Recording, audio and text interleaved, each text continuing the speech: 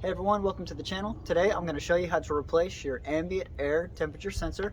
It's going to be real quick, simple, and I'll provide you with everything you need. So without further ado, let's get to it. Alright, so to find your ambient air temperature sensor, you're going to be looking underneath your driver's side headlight. So it's going to be right here in this little pocket. When it comes to disconnecting your sensor, you're going to look behind it. You'll see this green tab here. You'll just want to take it, pull it back, and slide it out.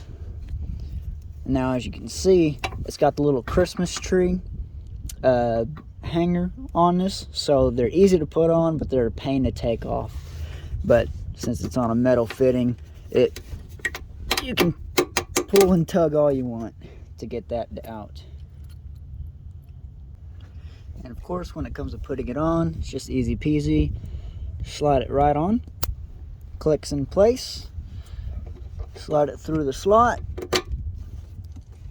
and you're all set, just like that.